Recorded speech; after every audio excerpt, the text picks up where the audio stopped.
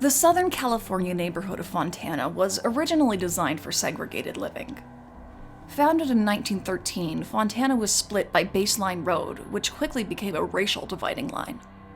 Especially during the Depression and the population boom following the end of World War II, black families moved north of Baseline Road, while white families built their homes to the south of the divider. In the 1930s, a group of black professionals, including doctors and businessmen, purchased a large piece of property in the north. This became the town center for the black community. For years afterward, black families made sure to settle in that area of town. But one day in November of 1945, a man named O'Day Short and his family moved into a house on the wrong side of town, and the results were tragic. This week on Out of the Past, the O'Day Short family tragedy. It's been a struggle to make the representation of victims on this channel racially diverse. There's a reason for that. During most of the first half of the 20th century, when a crime was committed against a person of color or minority, it wasn't considered newsworthy. Most of my research is done looking through old newspapers, through archives, and on microfilm at the library, and it's next to impossible to find stories about cases that weren't considered newsworthy by the mainstream press.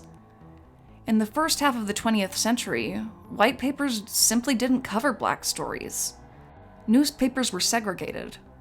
It's hard to do a video on a case that nobody ever wrote much about. It breaks my heart to know that so many people's stories have been lost and their cases forgotten, in all likelihood without justice. The O'Day Short family tragedy from 1945 was reported on, however. It's a devastating story, and one that should not be forgotten. When I say reported on, I mean they got a couple of lines in the mainstream white papers, and most of these small articles contained lies. The black newspapers and the white newspapers provided very different information. The black papers provide more information than the white papers, but the most thorough source of information I could find was a pamphlet written for the Socialist Workers' Party by Myra Tanner Weiss. O'Day Short, his wife Helen, his daughter Carol Ann, and his son Barry moved to Fontana, California in the summer of 1945, from Los Angeles, where O'Day had lived for the past 25 years. There was a housing shortage in Southern California in the 1940s, and his family was forced to find a new place to live. They purchased a plot of property on which they would build a house.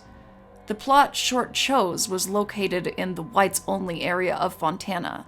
Shortly after moving in, while still building the home, O'Day was approached by two deputy sheriffs, Tex Cornelison and Joe Glines. Without any legal reason, they told O'Day that he was out of bounds. They told him he should move his family to the black part of town in order to avoid disagreeableness. Other than the warnings from these deputies, nothing happened to the Short family at first. Many attribute this to their light skin and ability to pass for white. However, many of the citizens of Fontana had moved there from the Deep South, and they did not leave their prejudiced attitudes back in those states. It didn't take them long to suspect that something wasn't to their liking on the corner of Pepper Street and Randall Avenue. White citizens contacted the sheriff's office and asked for the Shorts to be forcibly removed by the government, something they had already tried when the deputies had approached O'Day. Again, the sheriff didn't have a legal leg to stand on. There was no law saying that black people couldn't live in the neighborhood. Even so, the climate began to heat up, and nosy citizens kept a steady eye on the Shorts. People began planning ethically reprehensible acts to get this family to move out of their neighborhood. Because of immigrants from southern states, even the black parts of town became unsafe for black families. Fontana had its own chapter of the Ku Klux Klan that held public parades every year up until the 1970s. So if things were this dangerous in the black part of town, that should give you a sense of the situation that the Shorts were in south of Baseline. O'Day believed that his family had every right to live anywhere they liked, so he complained to every outlet available, hoping to get some protection. Unfortunately, many members of the police force were on the same side as the Shorts' neighbors. They too wanted the family to move. He shouted about the discrimination from the rooftops and contacted a number of black papers to tell his story.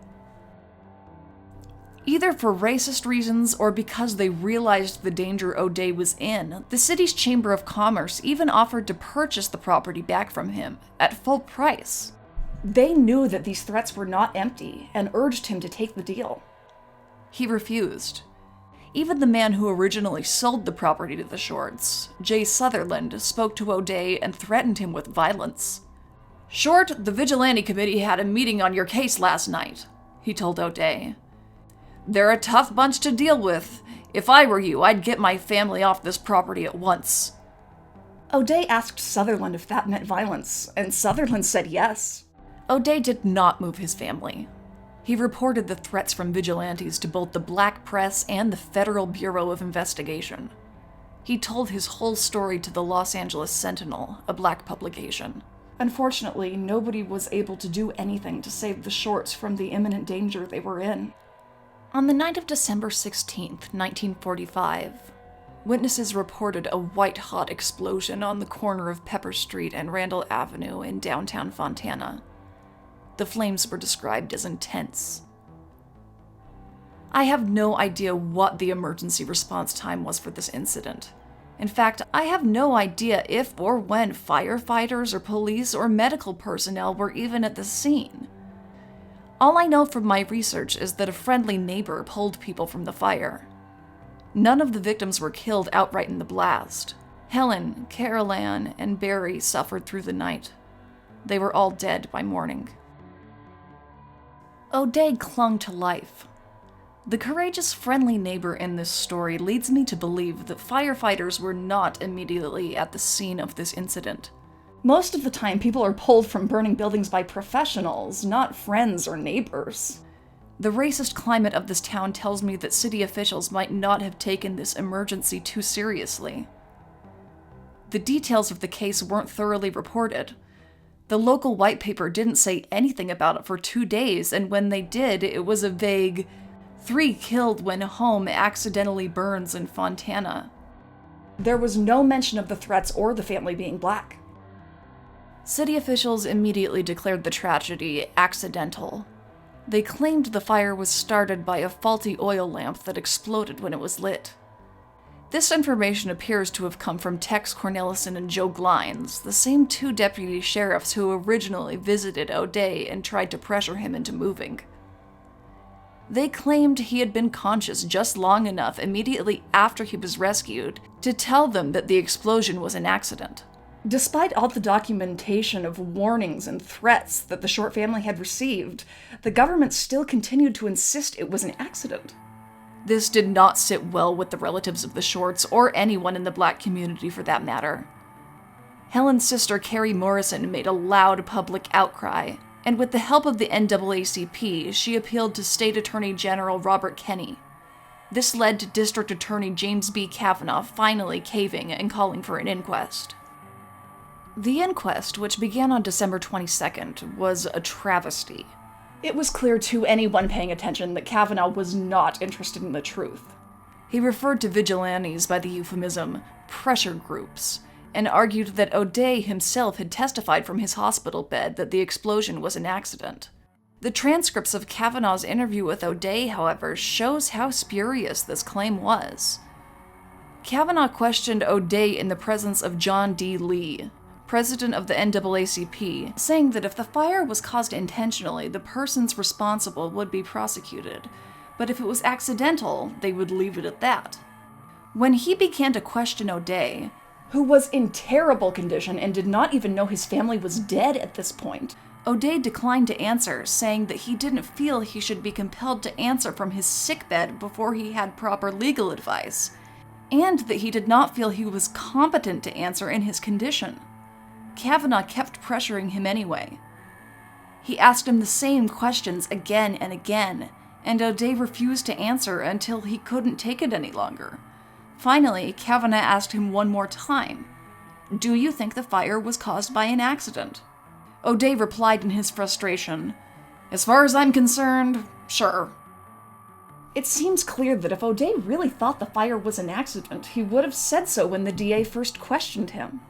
His initial reluctance to answer suggests that either he truly didn't feel competent to make an accurate statement in his condition, Or, more likely, that he was fearful of reprisal if he were to cast blame.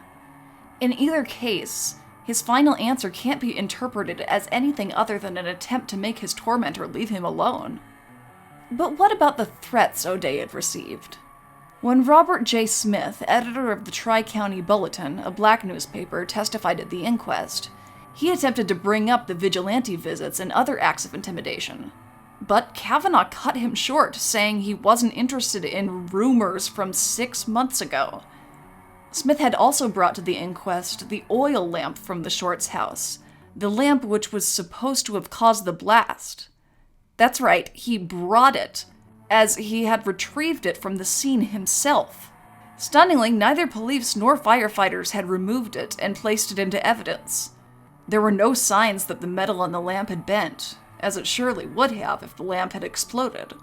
Another sister of Helen's, Marion Downs, also tried to testify about the threats, but she too was silenced. The inquest ended with a verdict that the fire was of unknown origin.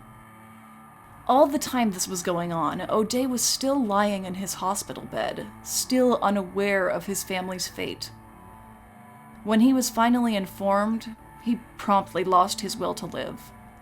He passed away at the Kaiser Permanente Hospital on January 21st, 1946. He was only 40 years old. Helen's sister Carrie was one of the main reasons the Short family hasn't been forgotten. The 1946 Socialist Workers' Party pamphlet I mentioned earlier, Vigilante Terror in Fontana, the tragic story of O'Day H. Short and his family, was written at her urging, and it begins with a statement by her, which reads in part, "We know my sister's family was threatened. We do not know the cause of the fire which destroyed them, but we have good reason to believe it was not accidental. We demand a full investigation of the vigilantes." This pamphlet was one of the best sources for the video. Reading an article from someone who actually cares about the victims is refreshing. The NAACP hired Paul T. Wolf, a 25-year veteran of the Los Angeles Arson Bureau and former chief investigator for the LA Fire Department, to examine the blast scene. He concluded that kerosene alone would not have been sufficient to cause the explosion. That some highly inflammable and explosive substance other than kerosene was present. These findings led the NAACP to demand a grand jury investigation, but in April of 1946, the Justice Department finally declared the fire accidental, a declaration consistent with their findings about the manner of O'Day's death. These decisions were made quickly and mostly without evidence. This case got under the skin of a lot of investigators. Over the years, many people who felt in their gut that the fire was an act of arson have set out to prove it. Unfortunately, initial findings and determinations are clung to in government. Changing the mind of the government and actually getting the Short family tragedy on the books as a mass homicide would be extremely difficult, as a result of the actions of racists in generations before. District Attorney Mike Ramos stated while he was still in office that it's never too late for justice, and I hope the current DA, Jason Anderson, feels the same way.